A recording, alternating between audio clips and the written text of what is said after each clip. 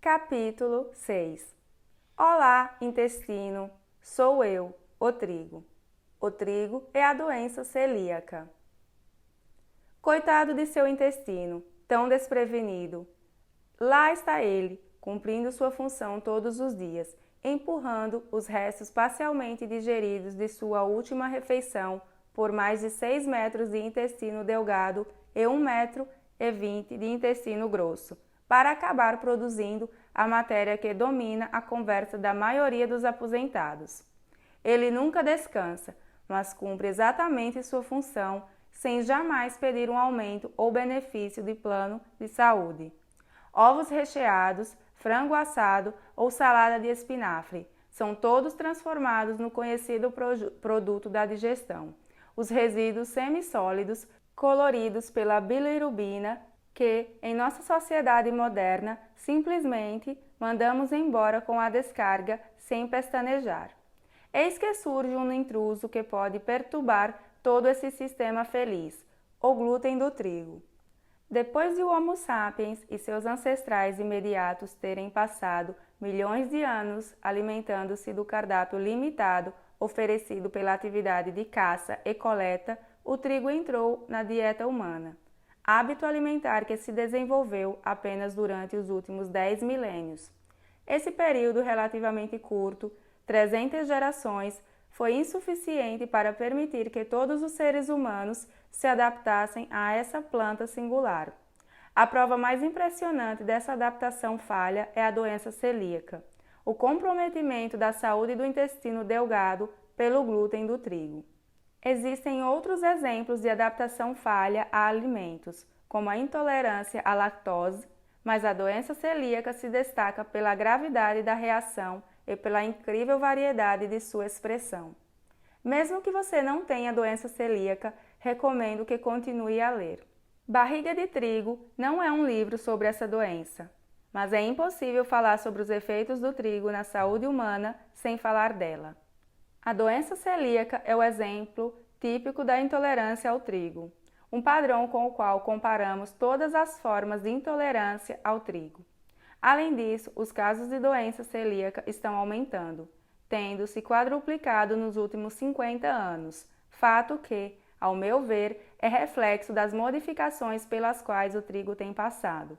O fato de não ter a doença celíaca aos 25 anos de idade não significa que você não possa desenvolvê-la aos 45, e ela tem se apresentado com uma variedade cada vez maior de novos aspectos.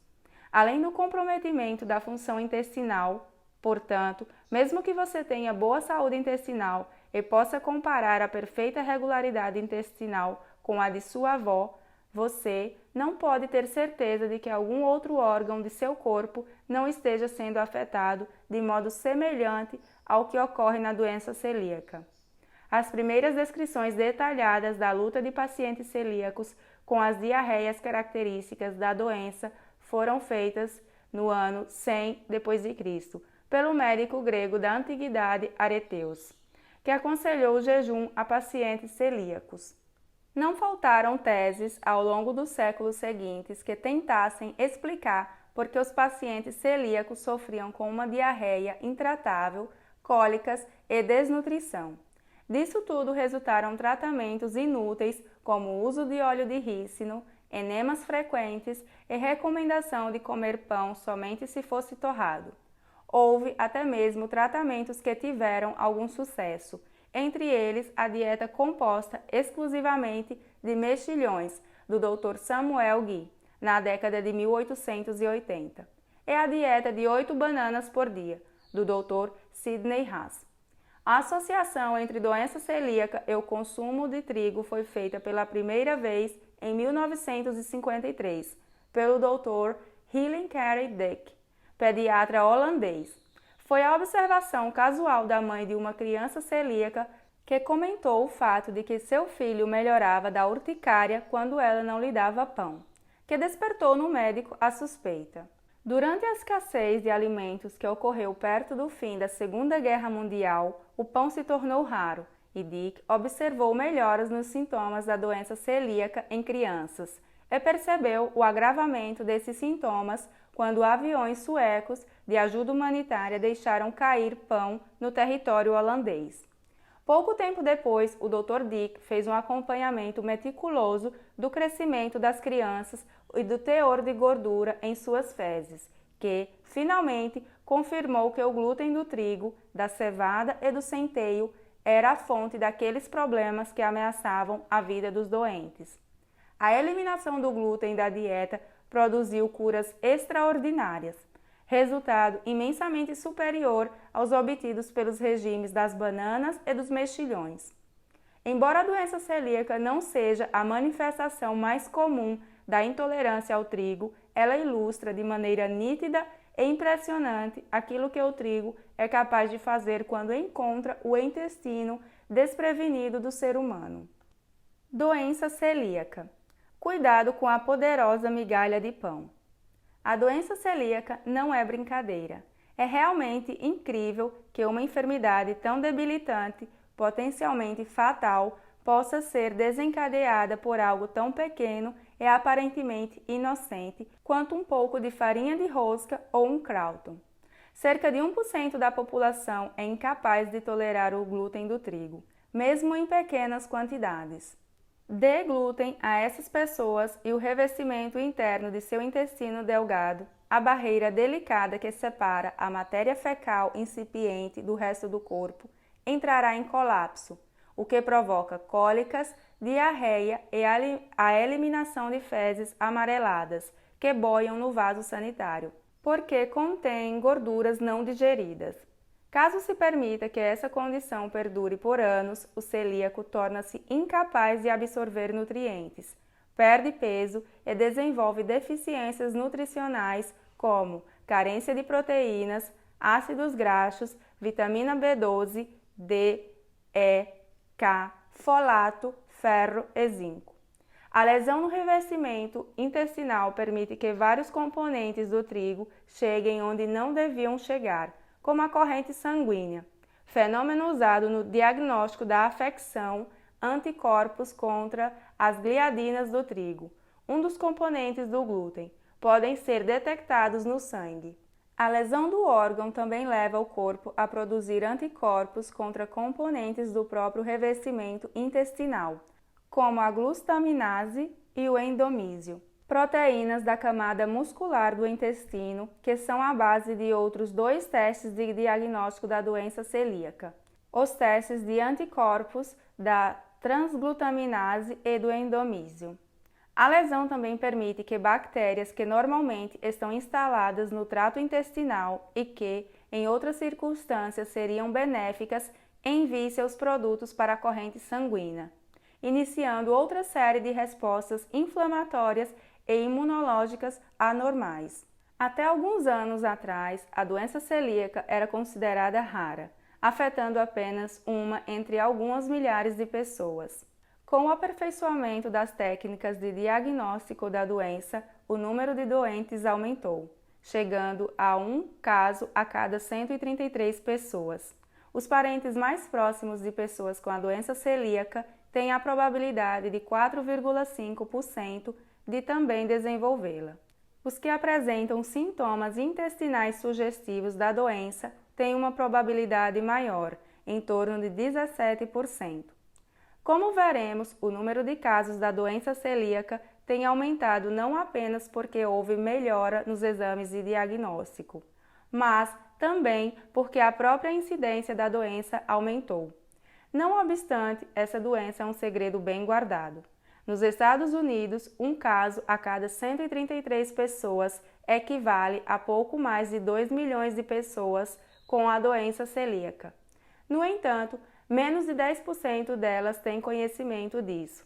Um dos motivos pelos quais 1,8 milhão de norte-americanos não sabem que têm a doença celíaca é que ela é a grande imitadora, honra anteriormente conferida à sífilis, pois se manifesta de muitas formas. Enquanto 50% dos afetados sentirão as cólicas, diarreias e, com o tempo, perda de peso, a outra metade deles terá anemia, enxaqueca, artrite, sintomas neurológicos, infertilidade, baixa estatura em crianças, depressão, fadiga crônica ou uma variedade de outros sintomas e perturbações que, à primeira vista, parecem não ter nada a ver com a doença celíaca. Em outras pessoas, a doença pode não causar absolutamente nenhum sintoma, mas manifestar-se mais adiante na vida como comprometimento neurológico, incontinência, demência senil ou câncer gastrointestinal. Os modos pelos quais a doença celíaca se manifesta também estão mudando. Até meados da década de 1980, a doença costumava ser diagnosticada em crianças com sintomas como dificuldade para crescer, perda de peso, crescimento insuficiente, diarreias e distensão abdominal, antes dos 2 anos de idade. Mas, recentemente, é mais provável que ela seja diagnosticada em razão de uma anemia, dor abdominal crônica ou mesmo na ausência de sintomas, e isso só quando a criança já está com 8 anos de idade ou mais.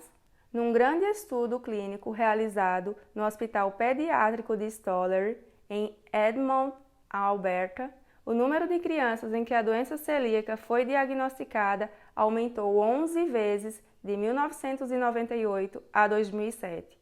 O interessante é que 53% das crianças que foram diagnosticadas por meio de exames de anticorpos ainda não apresentavam nenhum sintoma celíaco. E ainda assim disseram estar se sentindo melhor com a eliminação do glúten.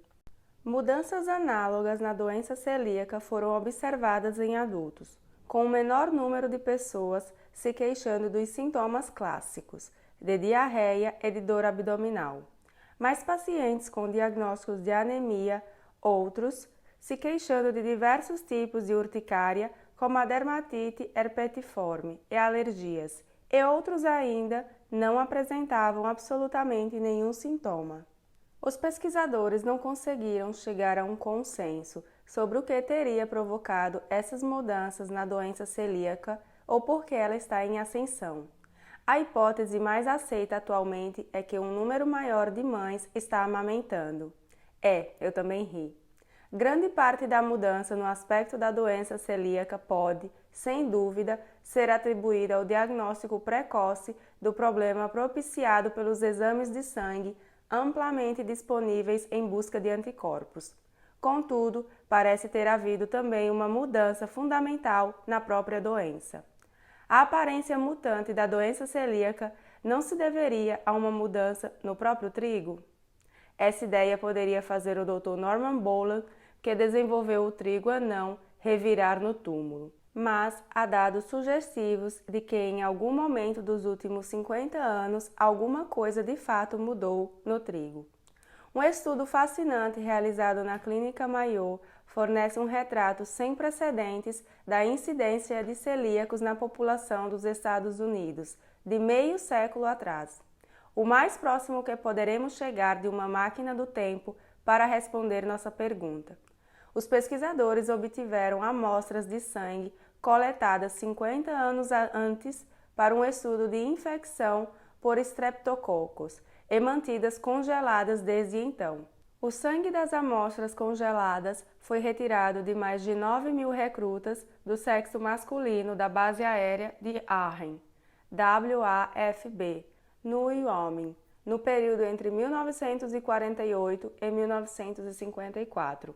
Depois de estabelecer a confiabilidade das amostras congeladas havia tanto tempo, eles as testaram em busca de marcadores para a doença celíaca, anticorpos antitransglutaminase e antiendomísio, e compararam os resultados com amostras de 2 grupos atuais. Foi formado um grupo de controle composto de 5.500 homens com data de nascimento semelhantes às daqueles recrutas militares, média de idade de 70 anos, com amostras obtidas a partir de 2006. Um segundo grupo de controle era constituído de 7.200 homens, com idade próxima à dos recrutas da Força Aérea na época da coleta do sangue, média de 37 anos de idade. Embora anticorpos característicos da doença celíaca tivessem sido identificados em 0,2% dos recrutas da WAFB, apenas 0,8% dos homens com datas de nascimento semelhantes e 0,9% dos homens jovens atuais apresentaram esses marcadores para a doença celíaca.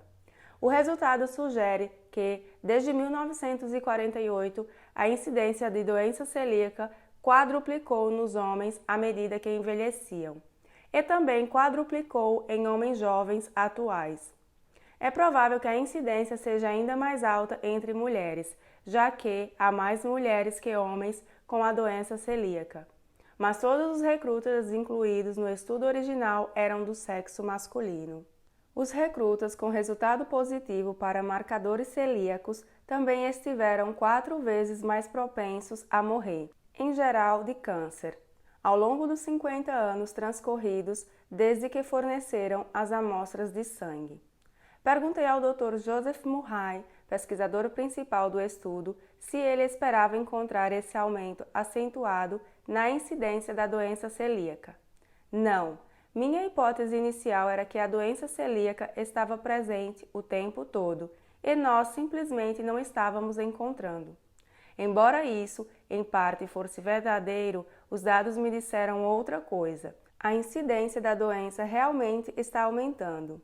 Outros estudos que mostram que a doença celíaca ocorre pela primeira vez em pacientes idosos corroboram a suposição de que alguma coisa está afetando a população de qualquer idade, não apenas os hábitos alimentares da primeira infância.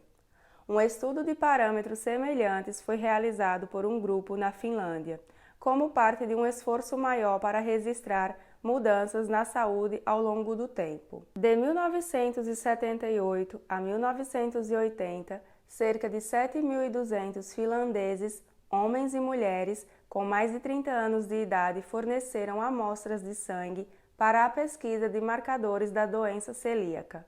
20 anos depois, em 2000 e 2001, outros 6.700 finlandeses, homens e mulheres, também com mais de 30 anos de idade, forneceram amostras de sangue.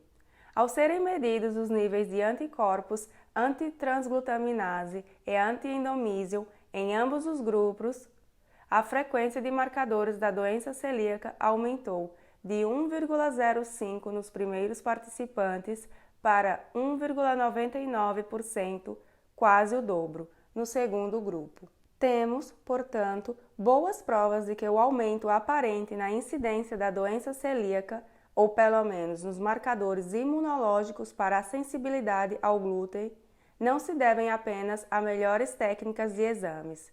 A frequência da doença em si quadruplicou ao longo dos últimos 50 anos, tendo dobrado nos últimos 20 anos.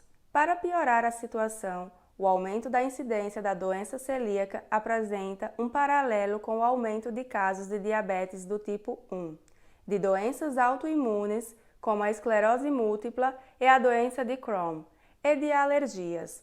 Dados recentes sugerem que a maior exposição ao glúten, que ocorre atualmente por causa do trigo moderno, pode, pelo menos em parte, constituir a explicação para o aumento na incidência da doença celíaca. Um estudo proveniente da Holanda comparou 36 linhagens de trigo com 50 linhagens representantes do trigo cultivado até um século atrás. Ao procurar as proteínas do glúten que provocam a doença celíaca, pesquisadores descobriram que proteínas com essa característica estavam expressas em níveis mais altos no trigo moderno, enquanto proteínas não acionadoras da doença celíaca estavam menos presentes. Identifique esse anticorpo.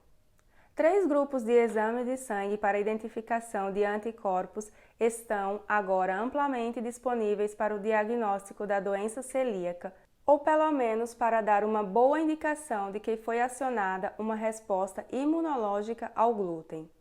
Anticorpos antigliadinas. O anticorpo IgA de vida curta e os anticorpos IgG antigliadinas de vida mais longa costumam ser usados para a triagem da doença celíaca. Embora de ampla disponibilidade, eles têm menor probabilidade de produzir o diagnóstico em todas as pessoas com a doença, deixando de diagnosticar de 20 a 50% dos celíacos, aproximadamente. Anticorpo antitransglutaminase. A lesão do revestimento intestinal causada pelo glúten revela proteínas musculares que provocam a formação de anticorpos. A transglutaminase é uma dessas proteínas. É possível medir a presença do anticorpo contra essa proteína na corrente sanguínea e usar essa informação para avaliar a resposta autoimune em andamento. Em comparação com a biópsia do intestino, o exame do anticorpo antitransglutaminase identifica aproximadamente de 86 a 89% dos casos de doença celíaca. Anticorpo antiendomísio. Assim como o exame para detectar a presença de anticorpos antitransglutaminase, a pesquisa de anticorpos antiendomísio identifica outra proteína do tecido intestinal, que provoca a produção de anticorpos. Introduzido em meados da década de 1990, esse exame está se revelando o mais preciso dos testes, por identificar mais de 90% dos casos de doença celíaca. Se você já abandonou o trigo, saiba que esses exames podem apresentar um resultado negativo dentro de alguns meses, e que é quase certo que o resultado seja negativo ou reduzido depois de 6 meses. Portanto, os exames são válidos apenas para as pessoas que estejam consumindo produtos feitos com trigo, ou para aquelas que pararam recentemente de ingerir esses produtos.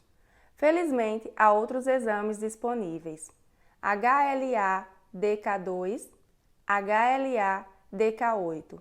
Esses não são anticorpos, mas marcadores genéticos para antígenos leucocitários humanos, ou HLA, que, se estiverem presentes, indicam maior probabilidade de a pessoa desenvolver a doença celíaca.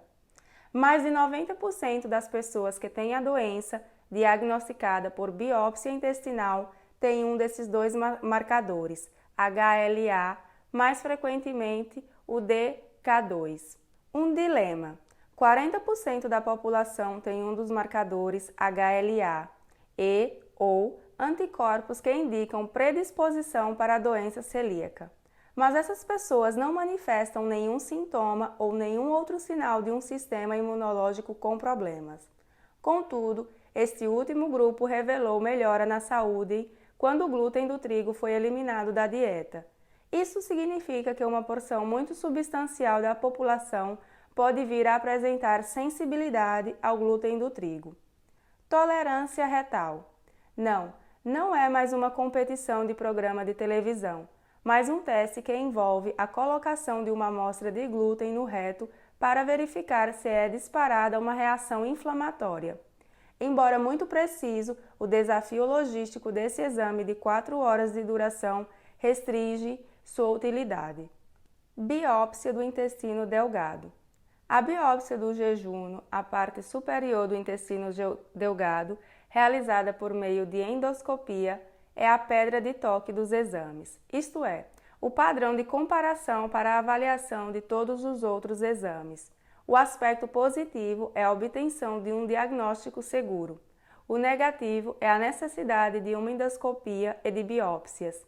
A maioria dos gastroenterologistas recomenda uma biópsia do intestino delgado para confirmar o diagnóstico se ocorrerem sintomas como cólicas crônicas e diarreia, e se os exames de anticorpos sugerirem a doença celíaca. Entretanto, alguns especialistas alegam, e eu concordo, que a confiabilidade crescente dos exames de detecção de anticorpos, como a detecção de anticorpos anti-endomísio, podem tornar a biópsia intestinal menos necessária, talvez mesmo desnecessária. A maioria dos especialistas em doença celíaca é favorável a, em primeiro lugar, solicitar um exame para a detecção de anticorpos anti-endomísio ou antitransglutaminase, seguido de biópsia intestinal se o exame de anticorpos for positivo. Na situação eventual em que os sintomas sejam altamente sugestivos da doença celíaca, mas os exames de anticorpos sejam negativos, ainda seria possível cogitar a realização de uma biópsia intestinal. O conhecimento convencional afirma que, se um exame de detecção de anticorpos ou mais de um for positivo, mas a biópsia intestinal der resultado negativo para a doença celíaca, nesse caso, a eliminação do glúten não é necessária.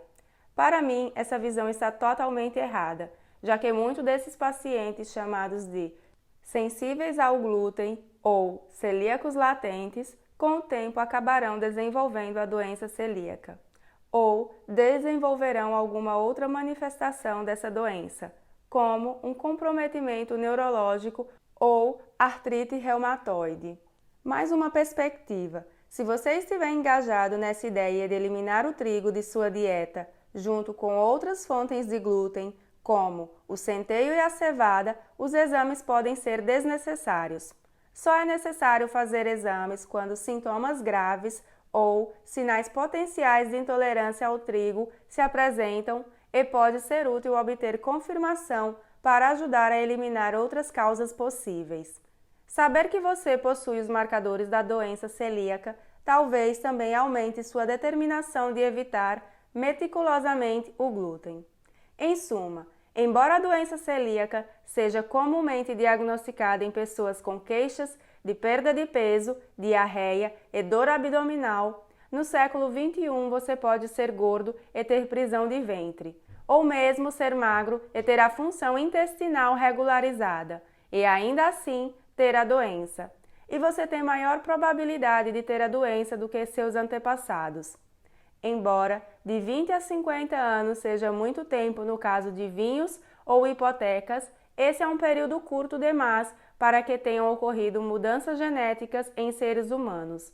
O intervalo de tempo entre os dois estudos que registraram a incidência crescente de anticorpos celíacos, o primeiro em 1948 e o outro em 1978, corresponde ao das mudanças no tipo de trigo que atualmente ocupa a maioria das lavouras no mundo, ou seja, o trigo anão. Zonulinas. Como o trigo se insinua na corrente sanguínea? As gliadinas do glúten do trigo, presentes em todas as formas de trigo, desde o mais macio pão de forma até o mais grosseiro pão multigrãos orgânico, possui a capacidade singular de tornar permeável seu intestino. Os intestinos não devem ser totalmente permeáveis. Você já sabe que o trato intestinal humano abriga todo tipo de coisas estranhas, muitas das quais você observa em seu ritual matinal no vaso sanitário. É verdadeiramente fascinante a maravilhosa transformação do sanduíche de presunto ou da pizza de calabresa nos componentes de seu corpo, com o descarte dos restos. Contudo, o processo precisa ser estritamente controlado, a fim de permitir a entrada na corrente sanguínea apenas de componentes selecionados dos sólidos e líquidos ingeridos. Então, o que acontece se vários compostos nocivos ganham acesso indevido à corrente sanguínea? Um dos efeitos indesejáveis é a autoimunidade, ou seja, a resposta imunológica corporal é ativada por engano e ataca órgãos do próprio corpo, como a glândula tireoide ou o tecido das articulações. Isso pode resultar em transtornos autoimunes, como a tireoidite de Hashimoto e a artrite reumatoide. Controlar a permeabilidade intestinal é, portanto, uma função fundamental das células que revestem a frágil parede intestinal. Pesquisas recentes indicam que as gliadinas do trigo são responsáveis pela liberação de uma proteína do intestino chamada zonulina, reguladora da permeabilidade intestinal. As zonulinas têm o efeito peculiar de afrouxar as firmes junções intercelulares, a barreira geralmente segura entre as células intestinais. Quando as gliadinas deflagram a liberação da zonulina, as junções intercelulares são desfeitas e proteínas indesejadas como as gliadinas, além de pedaços de outras proteínas do trigo, conseguem penetrar na corrente sanguínea. Quando isso acontece, os linfócitos, ativadores da resposta imunológica, como os linfócitos T, são acionados, começando um processo inflamatório contra várias proteínas do próprio corpo, self-proteins, dando início, assim, às perturbações decorrentes do glúten do trigo e ativados pelas gliadinas, como a doença celíaca, a doença da tireoide, as doenças das articulações e a asma. As gliadinas do trigo agem como alguém que consegue abrir a fechadura de qualquer porta, permitindo que intrusos indesejados tenham acesso a lugares onde não deveriam estar. Além das gliadinas, poucas substâncias têm essa mesma capacidade de derrubar barreiras e lesionar o intestino. Outros fatores que provocam a liberação da zonulina, afetando assim a permeabilidade intestinal, incluem os agentes infecciosos causadores da cólera e da disenteria. A diferença, é claro, é que você contrai cólera ou disenteria amebiana ao ingerir água ou alimentos contaminados por matéria fecal, e contrai doenças do trigo ao comer salgadinhos ou cupcakes de chocolate muito bem embalados. Talvez você prefira ter diarreia. Depois de ler sobre alguns dos possíveis efeitos a longo prazo da doença celíaca, talvez você simplesmente se descubra preferindo ter diarreia. Ideias tradicionais sobre a doença celíaca giram em torno da diarreia. Se não há diarreia, não é doença celíaca. Isso não é verdade. A doença celíaca é mais do que uma perturbação intestinal com diarreia.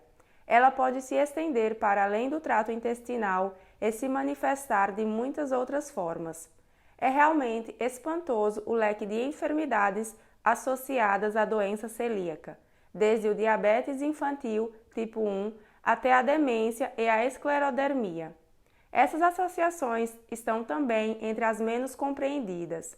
Não está claro, portanto, se uma prevenção da sensibilidade ao glúten, com a eliminação de todo o glúten da dieta, por exemplo, reduzirá ou anulará o desenvolvimento do diabetes infantil. Sem dúvida, uma perspectiva interessantíssima. Esses transtornos, como a doença celíaca, apresentam um resultado positivo para os vários testes de detecção de anticorpos característicos da doença celíaca, e são deflagrados pelos fenômenos imunológicos e inflamatórios acionados pela predisposição genética, presença dos marcadores HLA-DQ2 e HLA-DQ8 e pela exposição ao glúten do trigo. Um dos aspectos mais inconvenientes das perturbações associadas à doença celíaca é que os sintomas intestinais da doença podem não se apresentar. Em outras palavras, o paciente celíaco poderia sofrer comprometimento neurológico, como perda de equilíbrio e demência, mesmo sendo poupado das características cólicas, diarreia e perda de peso. A ausência dos sintomas intestinais que denunciam a doença também significa que dificilmente ela será diagnosticada corretamente. Em vez de chamá-la de doença celíaca sem a manifestação intestinal do transtorno, seria mais correto falar em intolerância ao glúten imunomediada. No entanto, como essas perturbações não intestinais decorrentes da sensibilidade ao glúten foram identificadas pela primeira vez por compartilharem com a doença celíaca intestinal os mesmos marcadores imunológicos e de HLA, convencionou-se chamá-los de doença celíaca latente ou doença celíaca em envolvimento intestinal. Acredito que, à medida que o mundo médico comece a admitir que a intolerância imunomediada ao glúten é muito mais que a doença celíaca, passaremos a chamá-la de alguma coisa como intolerância ao glúten imunomediada, da qual a doença celíaca será um subtipo.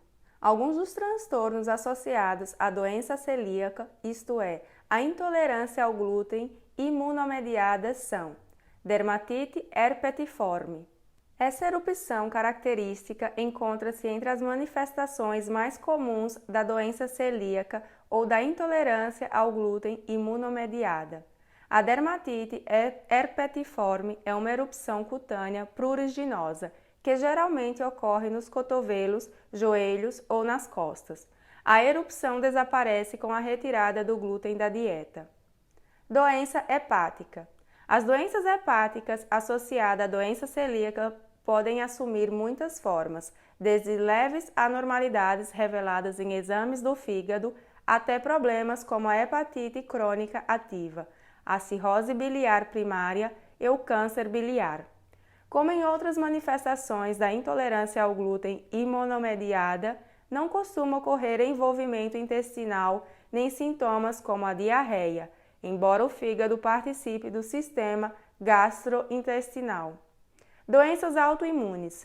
Doenças associadas a ataques imunológicos contra vários órgãos, conhecida como doenças autoimunes, são mais comuns em celíacos. Pessoas com a doença celíaca têm maior probabilidade de desenvolver artrite reumatoide, tireoidite de Hashimoto, doenças do tecido conjuntivo, como o lúpus e a asma, e doenças inflamatórias intestinais, como a colite ulcerativa e a doença de Crohn, bem como outros transtornos inflamatórios e imunológicos.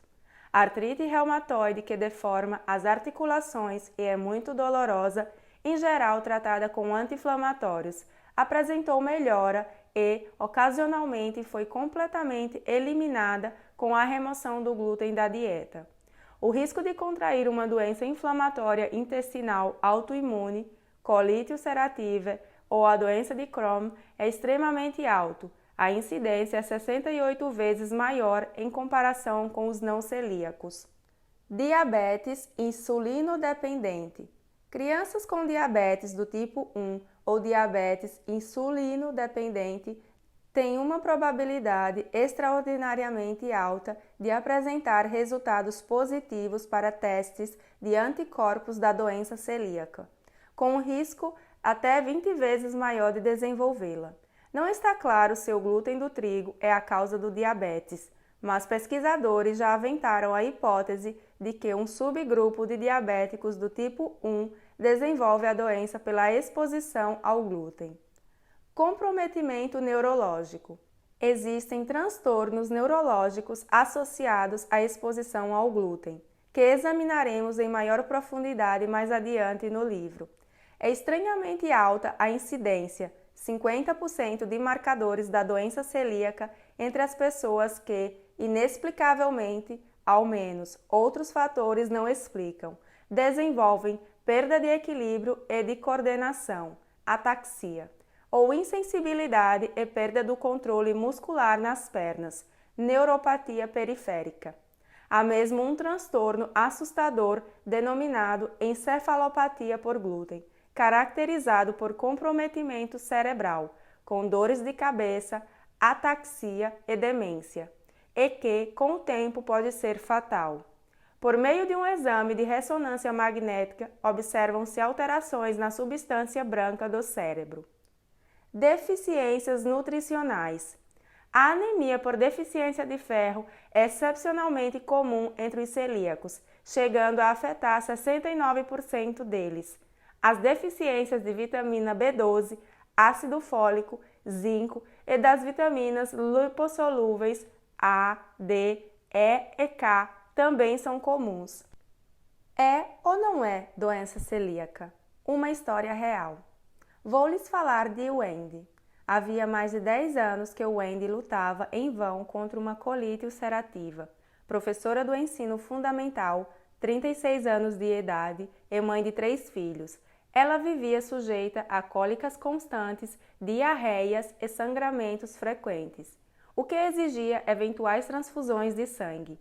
Submeteu-se a algumas colonoscopias e, para controlar a doença, precisava usar 3 medicamentos, entre eles o altamente tóxico metotrexato, usado também no tratamento do câncer e em abortos clínicos.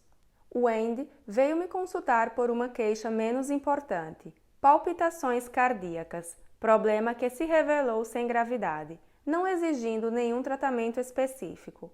No entanto, ela me disse que, como sua colite ulcerativa não estava respondendo à medicação, seu gastroenterologista aconselhara a remoção do cólon, com a criação de uma ileostomia. Trata-se de um orifício artificial para o intestino delgado, no íleo. na superfície abdominal, daquele tipo ao qual se prende uma bolsa para coletar o escoamento contínuo das fezes. Depois de ouvir a história médica de Wendy, recomendei-lhe que experimentasse eliminar o trigo da dieta. Realmente não sei se vai funcionar, eu disse, mas como você está diante de uma remoção do cólon e uma ileostomia, acho que deveria experimentar. Mas por quê? Perguntou ela. Já fiz os exames e o meu médico diz que não sou celíaca. Eu sei, mas você não tem nada a perder. Experimente por 4 semanas, você vai saber se estiver reagindo bem. Wendy estava cética, mas concordou em tentar. Voltou ao meu consultório 3 meses depois, sem nenhuma bolsa de ileostomia à vista. O que houve? Perguntei. Bem, para começar, perdi quase 17 quilos. Ela passou a mão pelo abdômen para me mostrar. E minha colite ulcerativa praticamente acabou. Não tenho mais cólicas nem diarreia. Parei com toda a medicação, menos com a mesalamina. A mesalamina é um derivado do ácido acetilsalicílico, usado com frequência no tratamento de colite ulcerativa. Estou me sentindo realmente ótima. No ano que se passou desde então, Wendy foi meticulosa em evitar o trigo e o glúten, além de ter abandonado a mesalamina, sem nenhum retorno dos sintomas. Está curada. Sim, curada. Sem diarreia, sem sangramentos, sem cólicas, sem anemia, sem medicamentos, sem ileostomia. Portanto, se a colite de Wendy deu resultados negativos na detecção de anticorpos celíacos, mas reagiu bem, na verdade, foi curada. A eliminação do glúten da dieta, como deveríamos classificá-la? Deveríamos chamá-la de doença celíaca com resultados negativos para anticorpos? De intolerância ao trigo com resultados negativos para anticorpos?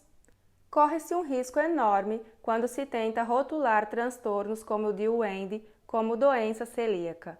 Isso quase fez com que ela perdesse seu cólon e passasse o resto da vida sofrendo com os problemas de saúde decorrentes da remoção do cólon.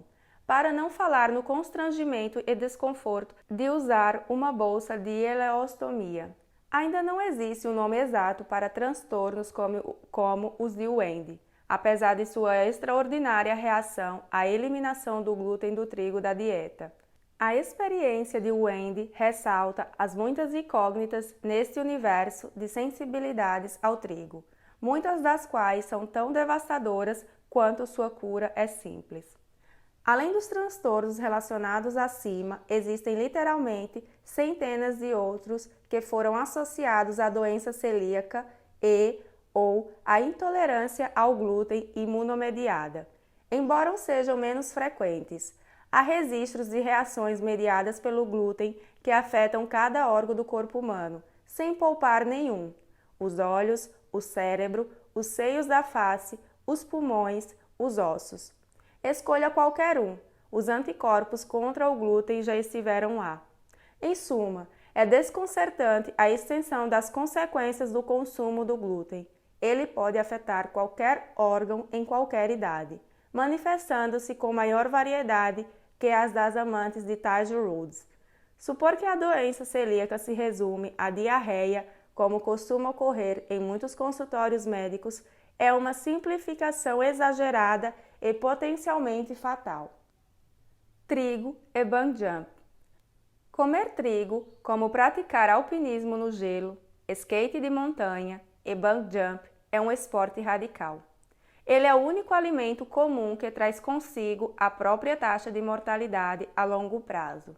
Alguns alimentos, como os crustáceos e o amendoim, têm o potencial para provocar reações alérgicas agudas, por exemplo, urticária ou choque anafilático, que podem ser perigosas para quem é suscetível e até mesmo fatais, ainda que raramente. Contudo, o trigo é o único alimento comum que tem sua própria taxa mensurável de mortalidade quando observado ao longo de anos de ingestão. Numa grande análise realizada ao longo de 8 anos e 8 meses, houve um aumento de 29,1% da probabilidade de morte em pessoas com a doença celíaca ou que apresentaram resultados positivos para anticorpos da doença, mas sem a manifestação dela. Em relação à população em geral, a maior taxa de mortalidade decorrente da exposição ao glúten do trigo foi observada no grupo daqueles que estavam na faixa etária dos 20 anos ou menos, seguida pelo grupo que estava na faixa dos 20 aos 39 anos de idade. A mortalidade também aumentou em todas as faixas etárias desde o ano de 2000. A mortalidade em pessoas com resultados positivos para anticorpos ao glúten do trigo, mas sem a doença celíaca, mais que dobrou em comparação com a mortalidade anterior a 2000. Nem pimentões verdes, nem abóboras, mirtilos ou queijos geram mortalidade a longo prazo, só o trigo. E você não precisa apresentar os sintomas da doença celíaca para que isso aconteça. Mesmo assim, o trigo é o alimento que o próprio Departamento de Agricultura dos Estados Unidos nos estimula a comer. Eu, pessoalmente, acredito que não seria exagero a FDA, que agora regulamenta o tabaco, exigir uma mensagem de advertência em produtos que contenham trigo, assim como as exige nas embalagens de cigarros. Imagine, o Ministério da Saúde adverte: o consumo de trigo em todas as suas formas representa grave ameaça para a saúde. Em junho de 2010, a FDA emitiu uma portaria que exigia da indústria do fumo a remoção das descrições enganosas, light, suave, e baixo teor dos maços de cigarros, já que todos esses tipos de cigarros são exatamente tão nocivos quanto qualquer outro tipo. Não seria interessante ver uma portaria similar que ressaltasse que trigo é trigo, não importa se for integral, multigrãos ou rico em fibras? Nossos amigos do outro lado do Atlântico publicaram uma extraordinária análise dos 8 milhões de residentes no Reino Unido, em que identificaram mais de 4.700 celíacos e os compararam com grupos de controle de 5 integrantes para cada participante celíaco. Todos os participantes foram observados por 3 anos e meio para verificar o surgimento de vários tipos de câncer. Ao longo do período de observação, os participantes com a doença celíaca apresentaram uma probabilidade 30% maior de desenvolver algum tipo de câncer, sendo que a incrível proporção de 1 em cada 33 participantes celíacos desenvolveu câncer. Apesar do período relativamente curto de observação, os cânceres que se manifestaram eram, em sua maioria, gastrointestinais malignos. A observação de mais de 12 mil celíacos suecos mostrou um aumento semelhante, da ordem de 30% no risco para cânceres gastrointestinais. O grande número de participantes revelou a ampla variedade de cânceres gastrointestinais que podem se desenvolver, entre eles linfomas no intestino delgado e cânceres da garganta, do esôfago, do intestino grosso, do sistema hepatobiliar, fígado e dutos biliares, e do pâncreas. Ao longo de um período de até 30 anos, os pesquisadores registraram nesse grupo o dobro da mortalidade em comparação com suecos não celíacos. Você já sabe que doença celíaca latente corresponde a um resultado positivo para um ou mais de um teste de anticorpos indicadores da doença, mas sem sinais de inflamação intestinal, observados por endoscopia e biópsia, o que eu chamo de intolerância ao glúten imunomediada. O acompanhamento de 29 mil celíacos ao longo de aproximadamente 8 anos revelou que, naqueles que tinham a doença celíaca latente, houve um aumento da ordem de 30% a 49% no risco de contrair algum tipo fatal de câncer, doença cardiovascular e doenças respiratórias. A doença celíaca pode estar latente, mas não está morta, está de fato muito viva. Se a doença celíaca ou a intolerância ao glúten imunomediada não for diagnosticada, ela pode provocar o aparecimento de um linfoma não Hodgkin do intestino delgado, condição de difícil tratamento que costuma ser fatal. Os celíacos estão sujeitos a um risco 40 vezes maior de ter esse tipo de câncer em comparação com os não celíacos. O risco volta ao normal depois de 5 anos de remoção do glúten da dieta. Os celíacos que não evitam o glúten podem se expor a um risco 77 vezes maior de linfoma e a um risco 22 vezes maior de cânceres da boca, da garganta e do esôfago.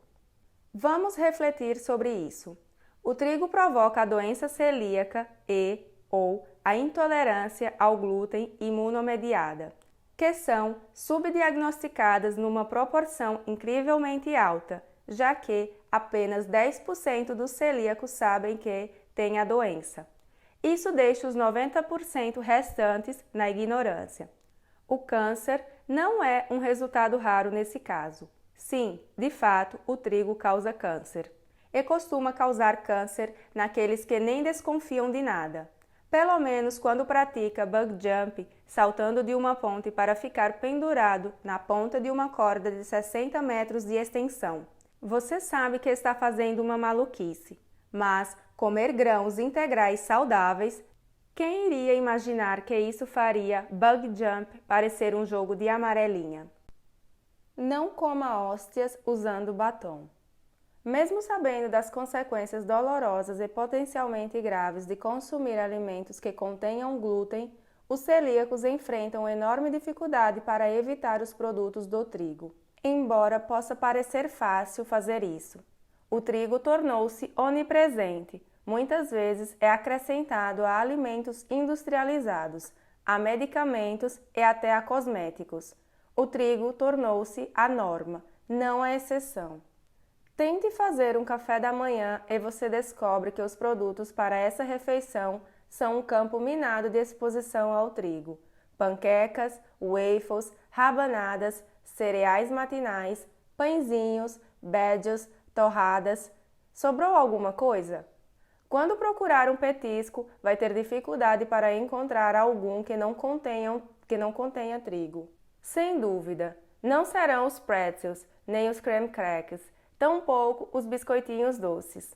Tome um novo medicamento e poderá sofrer cólicas e ter diarreia decorrentes da quantidade ínfima de trigo num pequeno comprimido. Pegue um pedaço de goma de mascar e a farinha usada para impedir que a goma grude na embalagem pode deflagrar uma reação. Escove os dentes e poderá descobrir que há farinha de trigo no creme dental. Use batom e, sem querer, poderá ingerir proteína hidrolisada do trigo ao passar a língua nos lábios, ao que poderão se seguir dores abdominais ou irritação na garganta. Na igreja, comungar significa receber uma hóstia de trigo. Para algumas pessoas, a quantidade ínfima de glúten do trigo contida num pouco de farinha de rosca ou o glúten do creme para as mãos, que se acumula por baixo das unhas, bastam para causar diarreia e cólicas. Ser negligente quanto a evitar o glúten pode, a longo prazo, trazer terríveis consequências, como um linfoma no intestino delgado.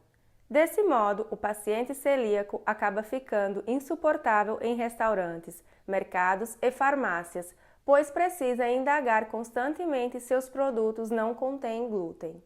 Frequentemente, nem o balconista que recebe salário mínimo, nem o farmacêutico sobrecarregado fazem a menor ideia. A garçonete de 19 anos que está lhe servindo uma berinjela à milanesa geralmente não sabe nem sequer saber o que significa sem glúten. Amigos, vizinhos e parentes vão considerá-lo radical. O paciente celíaco é, portanto, forçado a buscar seu caminho no mundo, em constante alerta para qualquer coisa que possa conter trigo ou outras fontes de glúten, como o centeio e a cevada. Para a consternação da comunidade de celíacos, a quantidade de alimentos e produtos que contêm trigo aumentou ao longo dos últimos anos, o que reflete a falta de reconhecimento da gravidade e da frequência desse transtorno e a crescente popularidade dos grãos integrais saudáveis. A comunidade de celíacos oferece vários recursos para ajudar quem tem a doença. A Celiac Society, www.celiacsociety.com, fornece uma listagem, além de um dispositivo de busca de alimentos, restaurantes e fabricantes de produtos sem glúten. A Celiac Disease Foundation, www.celiac.org é uma boa fonte para descobertas científicas recentes. Um perigo: algumas organizações engajadas na causa da doença celíaca obtêm fundos por meio da promoção de produtos sem glúten, um risco dietético em potencial, uma vez que, embora sem glúten, esses produtos podem atuar como fonte de carboidratos sem valor. Mesmo assim, grande parte dos recursos e informações fornecidos por essas organizações pode ser útil. A Celiac Sprue Association, www.csaceliacs.org, a mais popular das iniciativas, é a menos comercial. Ela mantém uma lista dos grupos regionais de apoio que organiza. A doença celíaca light. Embora a doença celíaca afete apenas 1% da população, dois transtornos intestinais comuns atingem um número muito maior de pessoas: a síndrome do intestino irritável, SII, e o refluxo gastroesofágico, também chamado de esofagite de refluxo, quando é constatada inflamação do esôfago. Tanto um transtorno como o outro podem representar formas menos graves da doença celíaca, o que chamamos de doença celíaca light. A SII é um transtorno muito pouco compreendido, apesar de sua ocorrência frequente. Caracterizada por sintomas como cólicas, dor abdominal, além de diarreia ou fezes soltas, que se alternam com constipação intestinal. A SII afeta de 5 a 20% da população, dependendo da definição usada. Considere a SII como um trato intestinal confuso, que segue um roteiro desordenado, atrapalhando seus horários e complicando a sua vida. É comum o paciente com SII passar por repetidas endoscopias e colonoscopias.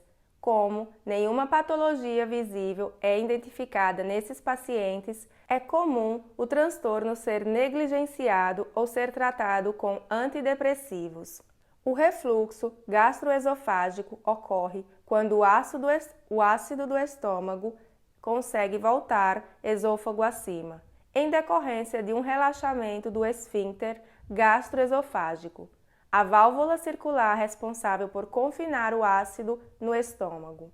Como o esôfago não está preparado para suportar a acidez do conteúdo estomacal, o efeito no esôfago é igual ao de qualquer ácido sobre a pintura do seu carro: dissolução.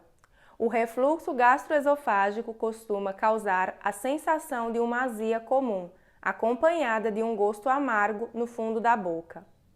Há duas categorias gerais de cada um desses transtornos: SII e refluxo gastroesofágico, com marcadores para a doença celíaca, e SII e refluxo gastroesofágico sem marcadores para a doença celíaca.